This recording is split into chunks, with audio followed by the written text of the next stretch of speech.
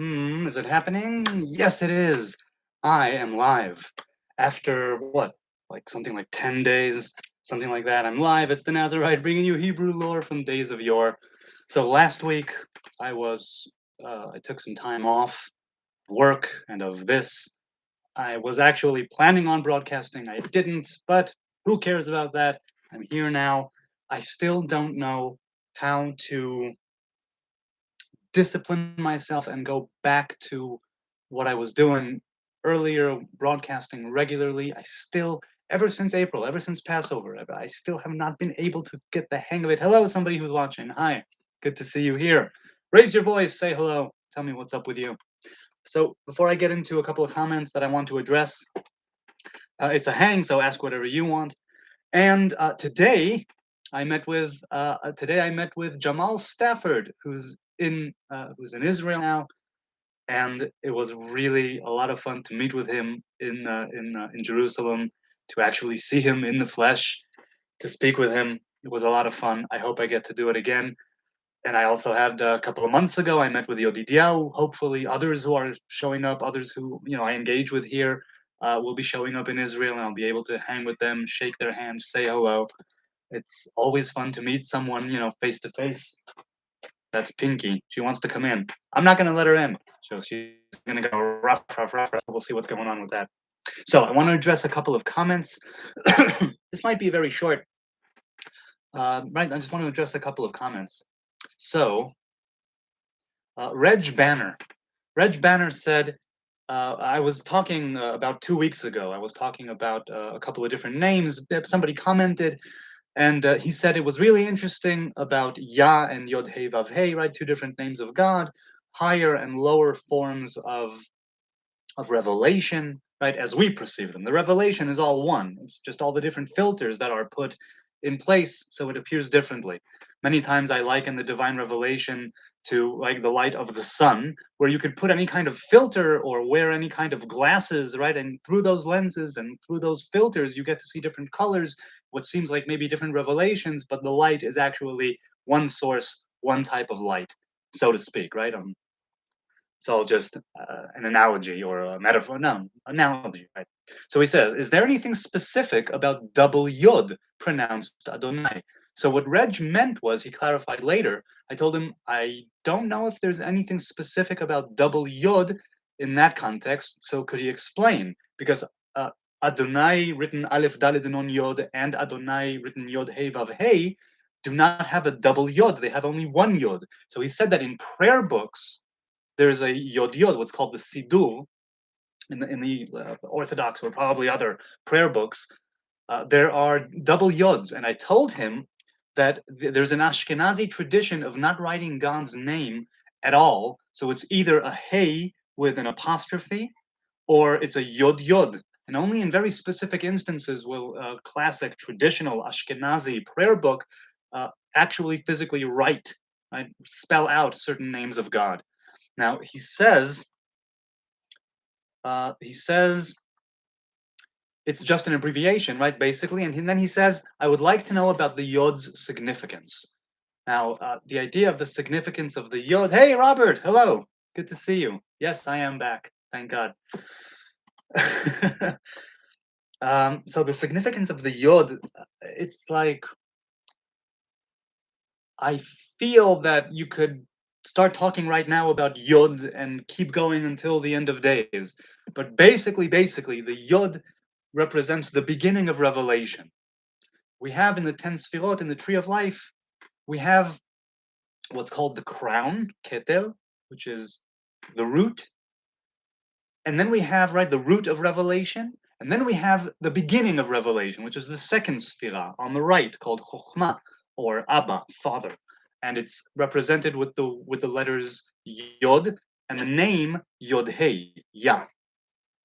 Now, the idea is with the Yod that it's the beginning of revelation, where before that, before the second Sphira, before Chokhmah, much like we know that there is a tree, a literal tree, and usually the roots, or at least in the beginning, whatever, right? If it grows, the roots pop out. In the beginning, the roots dig deep in the soil, going down. and the tree on the outside, what's visible, growing up. So the root is represented by the crown, keter, and it's considered the root of revelation, but it's not perceived revelation. Meaning, if you see a tree blooming, supposedly there is a root, right, in the ground, in the soil, that you cannot see. Now, whether or not the root is dead or alive, I don't know. I'm just giving this as an example, right? Because we're dealing with the tree of life and the 10 sfirot. So think of it as something upside down a little bit, where the highest sphira is the lowest root. And the beginning of Revelation, Revelation at large is represented by God's name, the four-letter name, the grammatron, Yod Hey Vav Hey. And there are a couple of different systems, a higher system, a lower system, both of them consisting of a duality of masculine and feminine, right? We were talking about mother, father, we were talking about daughter and son, and how the divine revelation is revealed in creation through those systems, primarily those two systems of masculine, feminine, higher and lower. But the Yod is the beginning of revelation. That's the Sphira of Chokhmah. That's the second Sphira. The first one is called Kotzo Shel Yod, the tip of the Yod, meaning it's not even an entire letter on its own. It's but the tip of the tiniest letter, which is Yod. This is the smallest letter in Hebrew. And so the significance of Yod is that it encompasses two things. It's the beginning of revelation. And oh, hello. Somebody let Pinky in. Hello, Pinky. I'm not letting you out if you start barking and clawing at the door. Yeah, told her. So I might do it anyway. So the Yod's significance primarily, and as the first letter of God's four-letter name, and the last one, right? Adonai ends with Yod, but Yod He Vav He begins with Yod, and so you have a kind of, again, that system there of beginning and end, of higher and lower. All of those things have nothing to do with the root. The root is not a duality. The root is not actually perceived. From looking around at what we can perceive, we can, well, what would be the word? It's not to assume. It's not to assume that there's a root. It's that is the way of all things, where if you see, for instance, if you see a chair, presumably it was created by someone, be it a carpenter, a machine, whatever the case may be. And when we look at a tree, we can, right, that bears fruit still, and that's living and is fruitful, then we can ascertain pretty much that there is a living root in the soil, unseen, hidden, which is the life force and the very vitality of that which later bears fruit. That means it gives the power, right, to the trunk and the branches, the leaves, the flowers, the fruit, everything there, and all of the life that happens in that tree is made possible because of the root. The significance of the Yod is that it shows you one thing and hides another, right? It shows you the beginning of a tree and it hides away the root. And so Yod encompasses both of them. It's the Kotzo Shel Yod, the tip of the Yod, and the Yod representing Keter and Chokhmah, the crown and Chokhmah, the first and second Sphira. So that's like the Yod in a nutshell. Yod in and of itself, the way that it's written has great significance. The way that it is spelled out, the letter itself, if you spell out the letter Yod with its own letters, Yod Vav Dalet, that also has great significance. It's 10 and 10. It's a whole thing, and I won't get into it now. But that's like the basic significance of the Yod. It's this ancient sort of idea and revelation. It's the beginning of revelation, which hides the root of that which you cannot fully perceive.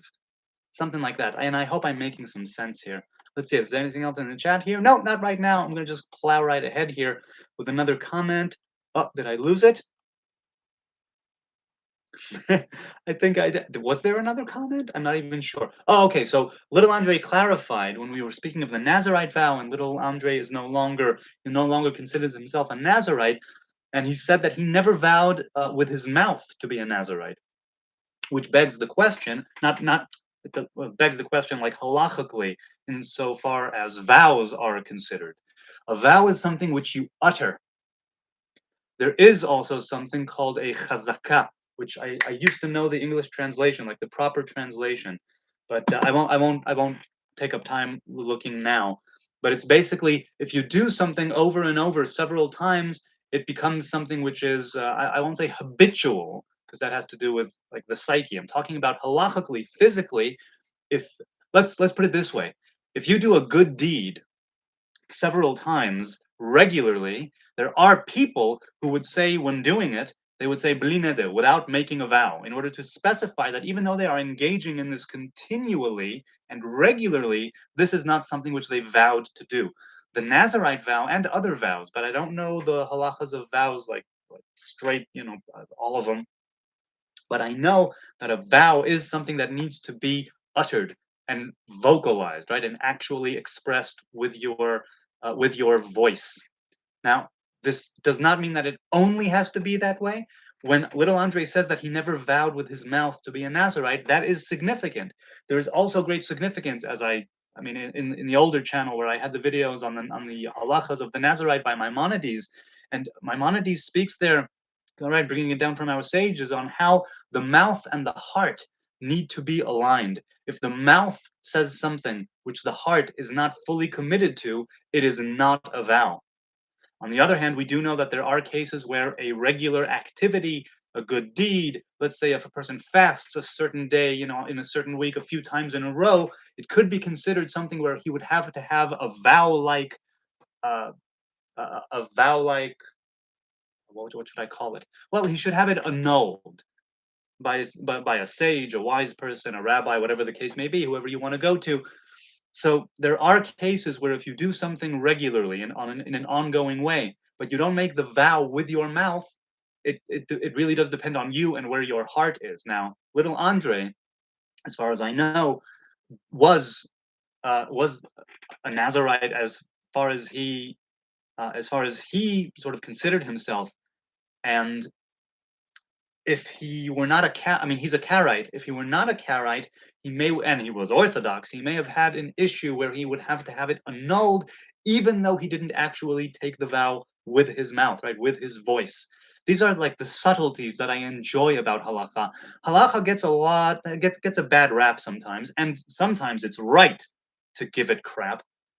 But there is this subtlety, this nuance, these details of halacha, which have great significance because, I mean, it could pertain to a specific individual case, but from this halacha or that halacha, you can learn a lot about just how to conduct yourself in the world. That's what halacha is. Halacha literally means walking or the path. So even though people may say, it's just people nitpicking and looking for this or that or the other, I'm not a man of halacha. Let's be clear again about that. But I have learned and I was abiding by pretty strict halacha for years. And I know how much that nuanced conversation of halacha can be beneficial, not just to kind of get to the bottom of things and to the root of things and how you should act, this, that, or the other, but in life, right? And how you should conduct yourself, the nuances that you should hold to, and the subtleties that you should pay attention to, the details that you shouldn't simply traipse. Anyway, the details that you should pay attention to is what I'm trying to say. Now, there are times I think when there are times I think when orthodoxy and specifically halacha, maybe even more specifically modern day halacha, it could be to the detriment of the individual. And I'm speaking generally here, very loosely. I know that some people, and I'll give you a for instance, I knew someone who, when he was a young man, he's now, I think, in his late 30s, when he was a younger man, he was actually contemplating taking his life because he felt that he was letting down God by not abiding by a certain halacha as it was written, right, and passed down. And he was just self-flagellating and feeling so awful and terrible, walking around feeling just just like a bad person for a long period of time. And it got to him to such a degree where he had to make a decision. And I know the type of decision. I mean, I never had any suicidal ideation really, but he did, and it was because of a certain halacha, and it was because of a certain type of teaching that was kind of beat into him. And I don't mean actually physically beaten into him, but it was really drummed into him as orthodoxy does. That this is the way to do it. This is the only way to do it. Anything else is unacceptable. Again, I'm generalizing. There are many ways to be a Hebrew man or woman, but Orthodox halacha, if you have a certain rabbi that you follow, that's your halacha. And it can be very liberating, it can be very challenging, and it can also bring you to a place where you feel like you are a disappointment to those around you, to the Most High, and you can end up in some really dark and terrible places. And so I'm not saying you should shirk responsibility, shrug things off, and avoid doing your duty. But I'm saying that even though the halacha is very detailed and it goes down to the most minute and slightest of details sometimes, there's a lot of liberty, there's a lot of gray areas, and I mean that in a good way. And there's a lot of freedom within the boundaries of halacha. And I think that in order to avoid that kind of thing, obviously it's a person with his or her own psychological makeup and baggage and trauma or whatnot. So this won't apply across the board.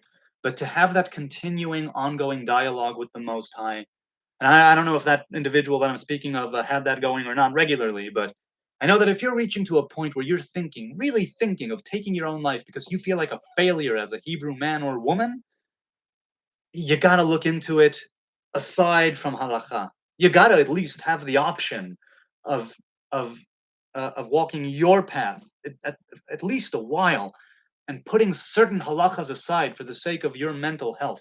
Now, I say this, and I'm reminded again of what I've mentioned recently, I think, right, where someone once told me, or I heard it, and that you should be open minded, but you should not be so open minded that your brain falls out, right? You should still stick to certain things, have your principles, have your pillars of conduct, of behavior, all right, of how you move around and what you do in the world. But I hear stories like that about that guy who really thought of taking his own life because he felt like a disappointment to himself, his faith, his God, his people, the Torah, everything. It's like, man, how can you carry that burden? I mean, I know I've carried a different, right, my own burdens, and I continue to do so. Sometimes I fail, but I still want to carry them. I've personally learned in time that I am a bad person, but I also learned that I can be better. And so that's what keeps me going in a huge way because I know exactly how screwed up I am. Not exactly, because I know only me from the inside. I don't know me from the outside. So I know inside how I'm screwed up. I know inside how, I would be considered, right, evil, a wrongdoer, a sinner, transgressor, heretic. And I'm still of the opinion that I can keep on going because if God decides not to take me and if I wake up in the morning, it means I still have something to do, that I can be better, that I can do better. And by do better and be better, it doesn't mean necessarily sticking to that halacha that I'm having trouble with. Ooh, pardon me. It means trying to reconcile what I'm feeling and what I actually am right now. I'm not expressing it properly, but it can be summed up in the very lovely phrase of as long as the candle still burns, you can rectify. And if you believe that you can make things wrong, believe that you can make them right again. That's the human, right? That's the human spirit. That's that human adventure. That's what Genesis is about, right? And the story of creation. It's like, yeah, things are messed up, things are screwed up, but we can make them better. The path to the tree of life is still there. The Torah is there in the corner, up for grabs, up for the taking. It's right there. But we are the ones who need to open that door and take it with both hands. You know what I mean? Okay, let's see. Was there anything else? I'm going to go to the chat from, what is it, a couple of weeks ago, I would assume. We were talking about the separation of flesh and of blood and of the different, right? We were learning that piece from Chabad at the time. So I'll just read a couple of things here. Robert says, or said, your last Torah portion was awesome with both of your sons and Pinky. Yes, there was a very special broadcast last time I broadcast, or the time before that, where both my kids were there and Pinky was there. Couldn't believe today, he said, in my Torah reading, after the Most High swallowed up Korach, Datan, and Aviram, that the people were going to stone Moses and Aaron. Yes, that time in the desert, of wandering in the desert, it's like I can't judge those people. It was such a trip, and I think we spoke about it at the time. I think I did address this at the time, and if not, then I'll quickly address it now. The juxtaposition of being these freed slaves in the wilderness, and yet they were surrounded by the clouds of glory, and they were preceded by the Ark of the Covenant, and they had manna, right? Man from the heavens, as it were. And their shoes, their clothes sort of grew with them. It was something so miraculous, but yet they were irrevocably human. And the like I said, the juxtaposition of those circumstances, right? The human condition and the divine, which was surrounding them and inside of them with the tabernacle there, and it's so unimaginably odd and weird. And yet, that's how it went down. Again, according to tradition, people say it didn't happen, fine. People say it's all made up fairy tale, fine. But there's still a lot to learn from it. There's still a lot to learn from it because I'm still human, and we are seeking that divine path to the promised land, as it were. There's still going to be trouble. There's still going to be things to contend with. There will still be people who want to take you out, and you need to know how to behave, and you need to know to be humble, and you need to know when to push back, right? And what Moses does in Deuteronomy is basically telling them from in the beginning. He was like, you know what? From the beginning, you people were just constantly rebelling, and from the beginning, you were a pain in my ass. I'm paraphrasing, but Moses, nevertheless, was that the good shepherd, as it were, and he was a great leader, and it was again very miraculous, very odd, very weird. Nothing that I can truly perceive and understand and grok. But again, we can learn from the Torah. We can learn from the things that are written there, and I certainly try to learn even from the things which seem unfathomable and completely odd. That's the way I see it. Let's see. Was there anything else there? Okay, so I'm not going to go through the comments now. All right, let's go to the chat. Let's see what's going on in the chat. Robert says, "You know I love Yeshua." Yes, I do know you love him. "I found him in the Torah in Numbers 23:21. He's the Melech. He's the king in this verse." So again, I know that Christians and followers of Yeshua tend to see Yeshua everywhere, and I can understand them. If you're saying that he is the Son of God or a messenger of God that's here to show us the right path to living and resurrection and all of that, I can see why those who follow him would say that retroactively, like he's there everywhere. I know that I don't see him there, but again, if you're looking for something, you're going to find it. And people have told me, Christians and followers of Yeshua, have showed me this, that, and the other different verses, different places, right down to the different gematrias and all kinds of skipping through verses and turning around letters. How Yeshua is everywhere. But yeah, people say like Robert that he's the king.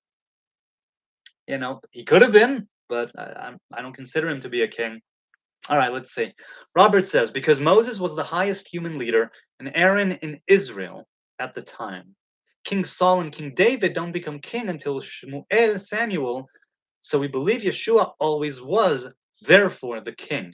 Right, so you're saying that he's the king there because there wasn't a king until King Saul. I mean, so wait, let's see. Oh, so he continues there. Oh, wait, so Spooky says, hey, it's the Hebrew Nazarite. Yes, it is. Hi, Spooky. Hello. How you doing? Let's see. Shouting in the midst of Israel is Yeshua. Also, you have to have your eyes open, says Robert, like Bilam did, to see this revelation, falling into a trance, but having his eyes open. Well, I wonder what you mean when you say to have your eyes open, because again, like I said, if you're looking for something, you're going to see it. If you have your eyes open, it's a good thing to have your eyes open. I highly recommend it. The thing is, like the Ramak says in Pardes Rimonim, he says, speaking of Gimatria, he says the thing is that there are so many different forms of Gimatria and switching around letters, the beginning, the middle, the end of the letters and of the words and the phrases, that you can end up with any combination and formation of anything. So you need to know what path it is that you're walking in order to be very well, to discern what's true from what's false. Because if you're opening up your eyes, to keep your eyes on the prize, I think will help you to weed out, right, to separate the wheat from the chaff, and to be able to see what is true and what is false. I'm not saying that what you're saying is false. I'm saying this thing of being with your eyes open is very, very true. I'm completely on board with that. Gotta run. See you, boys, says Spooky. It was good to have you here, man. I appreciate it. Robert says, I am a Zionist and also loving the written Torah in Leviticus now.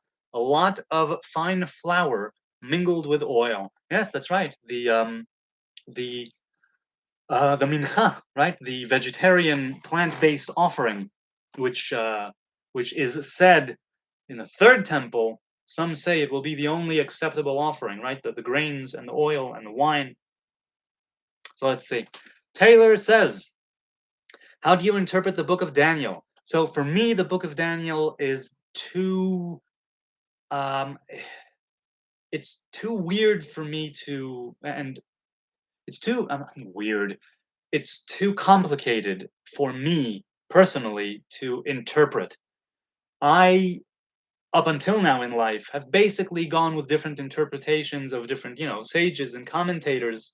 I think that as I continue, God willing, to learn more and to immerse myself more in Torah and in commandments and keep my covenant, that I will be able to find more, well, to find my own interpretation of Daniel. So if I'm going to speak about Daniel at all, know that it's not my original thinking, but it's things that I'm, pulling from here or there that I've read. So let's see. So Taylor asks, what are the four beasts, four kingdoms in Daniel 2 and Daniel 7? So traditionally, the four beasts and kingdoms are Persia. What is it? It's Persia, Greece, um, the Arab kingdom. I don't recall. There's like a traditional explanation, right, of the four kingdoms, the four beasts, one going after the other, right? The one made of iron, the one.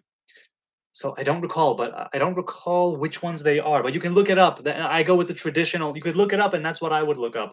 I mean, what I would say here is what you can look up because it's the mainstream traditional view of the four kingdoms.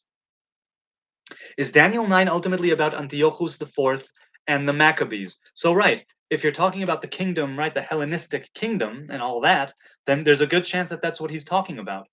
But the book of Daniel, from what I've gathered, is not only is it sort of complicated, it's also very layered. And well, let's leave it at that. You could attribute certain significant historical events to this or that, and the verses. What the thing is with the book of Daniel is that it mentions all kinds of times and dates, weeks, and one is cautioned not, right, to take it like at face value pretty much, and not try to figure out the end of days. When I say face value, I mean to read it and you can have your own interpretation, but we are cautioned not to try and guess or figure out when the end is going to come, right? The end, which is also a beginning, right? It's intertwined. When that end is going to come. So let's see. John Collins, a Harvard graduate, he says, believes that Daniel 9 is about the Maccabees, which would mean there's 490 Jewish years between the first temple destruction and the Maccabees.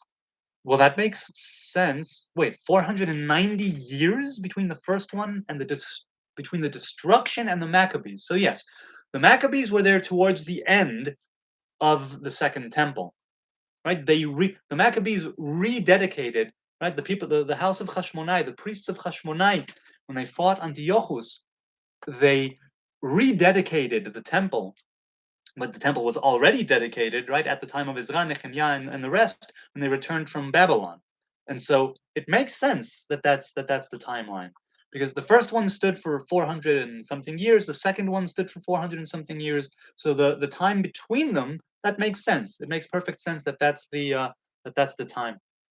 Robert says, when Bilam was on the donkey, his spiritual eye wasn't open. The donkey sees the angel of the Lord and would not go forward. Bilam could not see the angel until God opened his eyes. Yes, this is a very special story. The Bilam and the ass and everything going on there. Really, they're oh, okay. So he continues. Then when his eyes spiritually were open, then he blessed Israel. Most today won't see little gems in Torah, until the Ruach HaKodesh, the spirit of sacredness, opens one's eyes. Not saying I'm better than anyone, but just saying. Well, I think that the Torah is so ancient that little gems can be found anywhere and everywhere in the Torah. But there is the idea of having your eyes closed and open, and we see this again going back to Eden, going back to Genesis, where they had eyes, but their eyes were closed, right? Certain eyes were open, certain eyes were closed, and then only after they ate from the tree of knowledge of good and evil were their eyes opened. So there are a couple of sets, right? Different sets of eyes that we can look through and that we can perceive the world through. And this thing with Bilam and the idea of his eyes being closed, even though he was a great right, a great sorcerer, wizard, whatever you want to call him, right? He was the equivalent of Moses, but on the other side, right? The other side of the same token, right? Two sides of the same coin. So wait. Mark the Nazarite said Babylon, Persia, Greece, and Rome. Correct. I'm pretty sure that's correct. Thank you. That's right. Babylon, Persia, Greece, and Rome. So right. So having one's eyes opened is seriously important, and it's not just a physical thing. Watch where you're going, right? You need to have your eyes open so you don't stumble and fall.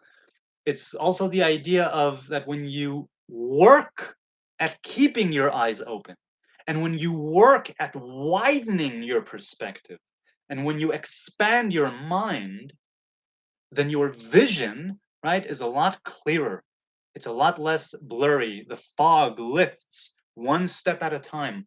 The whole idea of Torah and covenant and commandments is that we should be able to open up our spiritual eyes through these physical actions or abstaining from certain physical actions.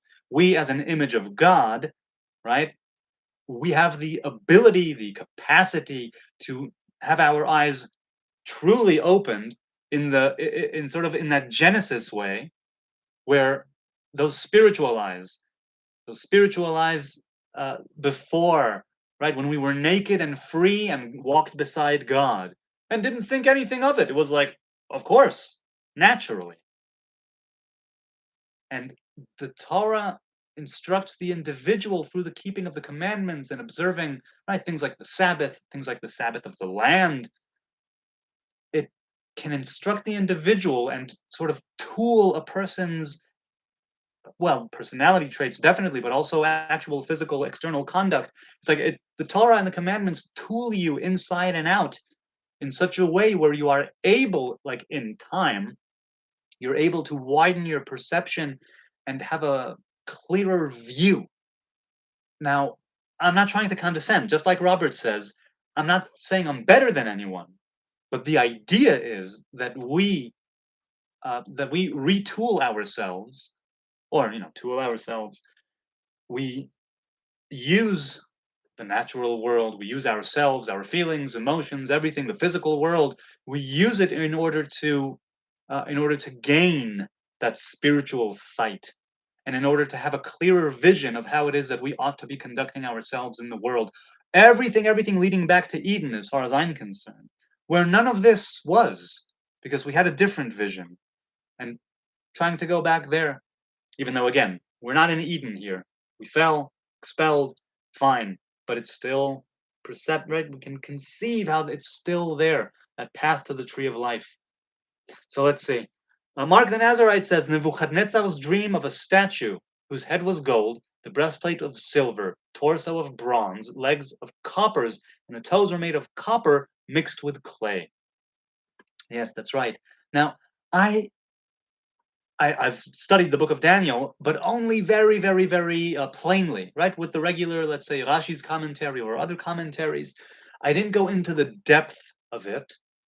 I've seen different teachings and midrashim, right, in different places where parts of Daniel are cited, referenced, obviously, but I haven't gone deep into, well, I don't know if I've gone deep into any book ever, but I haven't gone as in depth into Daniel as I have with other books.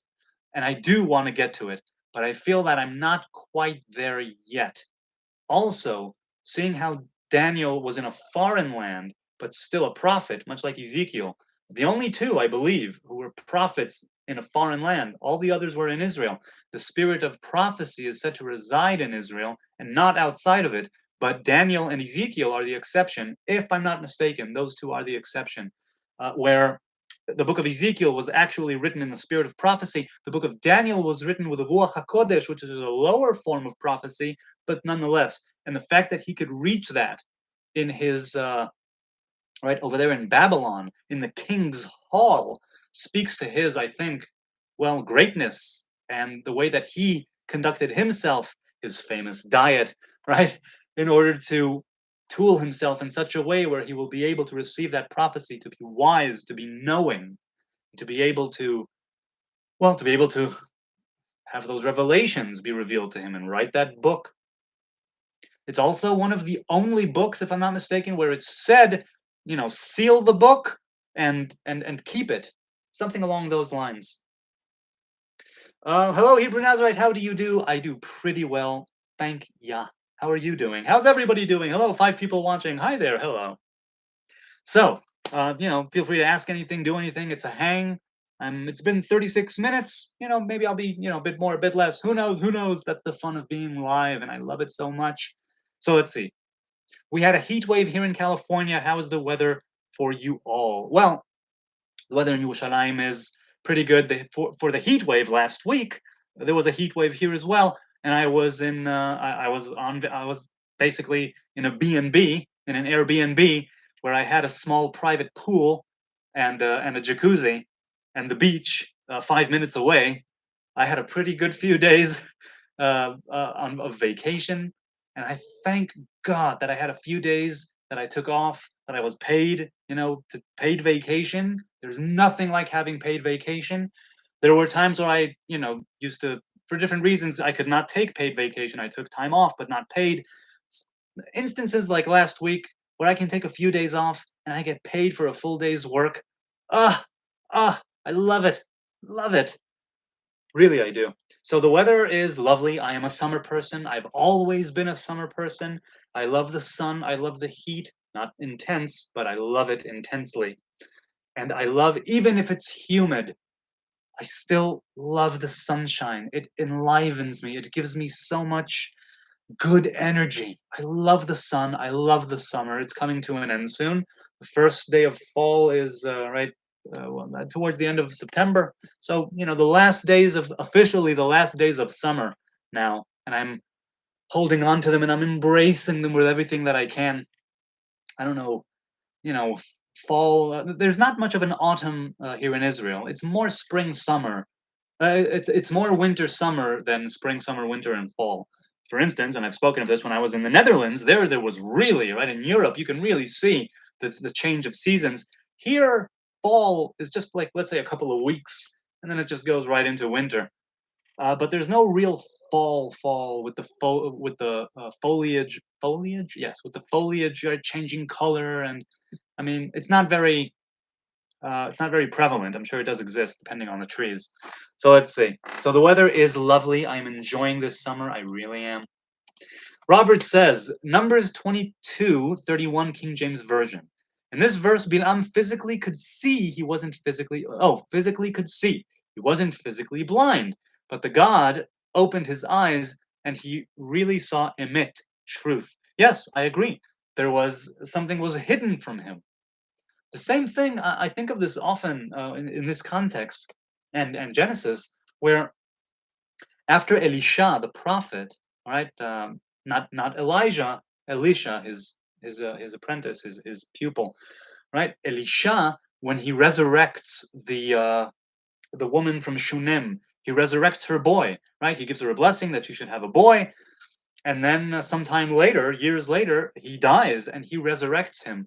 The this when the mother rides to Mount Carmel to him, and she goes over there and she grabs him, his servant Gehazi, his apprentice Gehazi, wants to push her away from the prophet. And Elisha says, no, don't. She is bitter about something, and God did not tell me. I find it so interesting that God decided, for whatever reason, there was this decision, this decree, that this specific thing would not be revealed to Elisha. And I can't exactly, I mean, over here with Bil'am, I think it was kind of to teach him a lesson where you're not all knowing and you're not all seeing. You're very powerful, you're very influential. But Bil'am, your ass can see things that you can't, which is why the angel tells him, the messenger tells him, maybe I'll just kill you and let her live. What do you think about that? And Bil'am understands. Yeah, you could say this, that, or the other, but I think Bil'am takes it right with humility and says, you know what? You're right. If this is the wrong thing to do, I'll turn back. So we can learn a lot from that story. There is, and with Elisha, with God hiding the fact from him, hiding the fact that the kid was lying dead or nearly dead in his bedroom, in Elisha's bedroom, that the lady prepared for him. I wonder why that specific thing was to be hidden from him. It's like Elisha goes on later to perform a miracle, the impossible, and to really resurrect someone or bring him back just from the edge of life, right? Or the edge of death. the what precedes that miraculous thing is Elisha not being privy to that crucial bit of information. I mean, had he known that the boy was lying dead, I'm sure he would have left Mount Carmel and gone to the place. But God decided to hide that from him and later grant him those keys of life temporarily for him to resurrect that boy.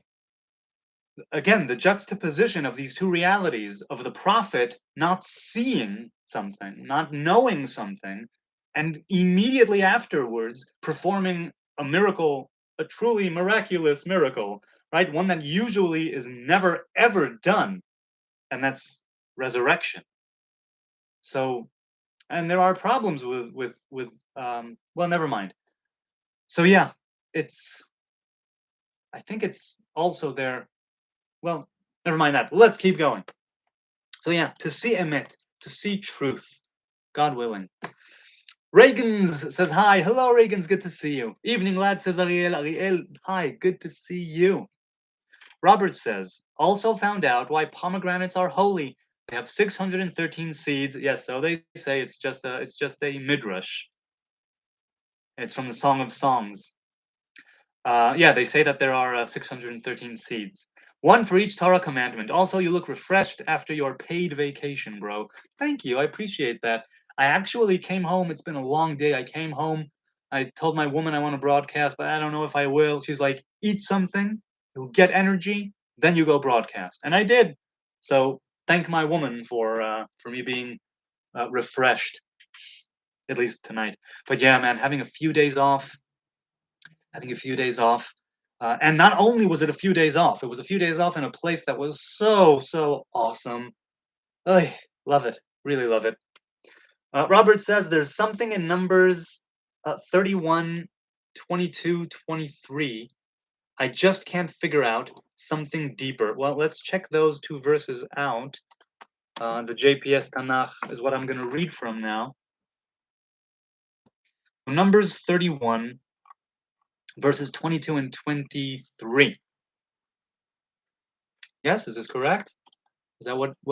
Did I lose my spot there? Yes, Numbers 31, verses 22 and 23. And the JPS Tanakh says, howbeit the gold and the silver, the brass, the iron, the tin, and the lead, everything that may abide the fire, ye shall make to go through the fire, and it shall be clean. Nevertheless, it shall be purified with the water of sprinkling, and all that abideth not the fire, ye shall make to go through the water. Well, the idea of fire and water corresponds very much with the left and the right hands, right? The chesed, the hand that's always giving, the right hand, the hand that's open, what's known as the chamsa, the five-fingered hand that's, the great symbol of the hand that's always giving. And and right across from it is the hand that pushes away. Right, so the right one brings you closer, the left one pushes you away. It's the hand that closes, that makes things narrow, so only a little bit can come through. And the idea of the fire and the water and the different elements here, right? The different metals. That also has to do with the elements, right? And it has to do with from the earth. So you have the earth where the metals are, and you have fire, and you have water. The well, should I go there? No, let's not go there. Yes, there's definitely depth here. I wouldn't presume to know, oh, yes, it's this and this and that. That's the depth of it, and that's it, and here you go. No, there's a lot there. Definitely there's a lot there. But I think that of the idea of what goes through fire that should still go through water, I think that speaks to the idea of using that narrowness, that withholding, that left hand in order to become more of a giver. In other words, you deprive yourself, let's say, you narrow yourself in certain ways. Again, that hourglass, right? You narrow yourself in certain ways in order to expand later in other ways. And it's this no, let's leave it at that. Let's leave it at that because I could ramble here on fire and water and left and right for, until the cows are blue in the face. But yes, there's definitely some depths here. I can definitely tell you that you should continue to meditate on it. Continue to meditate on it. I will also say that in the traditional midrash, let's say, in the teachings, there are two different types of, well, it's not really hell, it's Gehinnom, so it's kind of more purgatory-like, where there is a purgatory of fire and there's a purgatory of snow. And they both exist conceptually, right? I'm talking about the concept. Um, Whether or not you believe they actually do exist is another issue. Conceptually, the Midrash is trying to tell us that you can even get to hell with the water. You can get to hell with the left and the right, which is why it's important to find that middle pillar and that balance. So the fire and the water together can bring purity. Something like that. All right, let's see. Baptism, mikveh water, purification for us. So yeah, I mean, baptism is something that's more Christian, but immersing in a mikveh, right? I don't really know how it goes in the different denominations. I know that the mikveh is.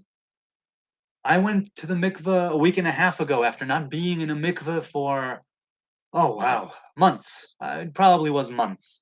But it was so much fun to go early in the morning. It's been such a long time since I went first thing in the morning and immersed myself in a mikveh.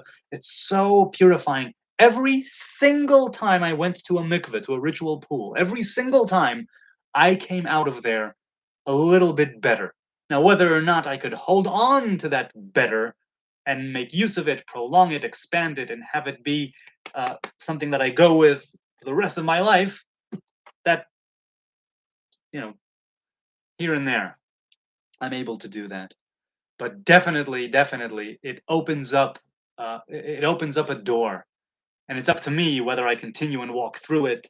But a mikveh opens up a door, so many doors of purity. And when I say purity, I don't mean only physical ritual cleanliness and ritual purity and the ability to do this or that, because that doesn't really exist for men these days without the temple. It's more for the women. But even as a man who has no Mosaic Torah commandment to go to the mikveh now, I love it. I truly love it. Even if you say that it's completely psychosomatic and it's a placebo effect, it makes a difference. I mean, there were so many studies done on how placebo effects and like conditioning yourself can can even overcome your internal programming, right, to some degree. And to believe that you are coming out of that mikveh like you're coming out of a womb and you are new in the world now, fresh, complete clean slate, it could, for some people, give them an excuse to do whatever the hell they want and say, oh, that's okay, I'll repent later, I'll go to the mikveh. But for others, it can be a chance to really try and hold on to that purity. So again, I'm not just saying ritual purity because that doesn't really exist for the men these days, but I am saying that it can open up a door for you. Several doors, probably, right? Depends. And you can choose to walk through them, to continue down the path through that door. Again, it's late. I don't know if I'm making much sense. It's been almost an hour. Wow. Okay. I think I'm going to say goodbye. Hang on a sec. Let's see. Yes, I am going to say goodbye. It's been almost an hour. This has been such a pleasure. Thank you all, people watching now, people watching later. I appreciate it so much. So much. Your kind attention, your engagement, your subs, your likes, your views. I love it. Please, I hope that I'm not wasting your time. I hope that you were able to, that I was able to be a little coherent and you were able to maybe pick up something or learn something new. I love learning with you. I love learning from you. It's lovely to talk Torah with you, whether it's actual Torah or the prophets or the writings or the midrash, the oral traditions, whatever the case may be. I don't take it for granted, certainly, that I just go live and people are here and we're engaging, having a dialogue. I love it. I cherish it. I hope to do it more. If you are praying individuals, do have a thought or a prayer for me to be able to become more disciplined in all walks of life, right? Become more disciplined with Torah. Uh, we all have a problem with the time, says Arnold Schwarzenegger. Oh, I don't have the time. I need to do this. No, you have the time. You make the time. That's what he says. And still, I'm not able to do it regularly as I would like to. And it's important to me, but I'm kind of disappointed in myself because obviously, right? To wit, it's probably not as important as maybe it once was, but I want it to be because this is so important to me. I mean, when I'm doing it and engaging in it and actually happening, and I'm realizing that I should be doing it more and more and more, and not just for the sake of doing it and going live, but to actually have something to say and to learn from you guys, to address your comments, your questions, and to think of others, right? Other more comments, more questions that I have. You help me to open up my mind. You help me to expand my vision and my views. And I appreciate it a great deal. So let's have a wonderful day, a wonderful night, whoever you are, wherever you are. I love it that you're here. You could be doing anything else right now, but you're here for whatever reason. So thank you. Let's have a good one. God bless. Perhaps I'll see you tomorrow, perhaps the next day. Time will tell.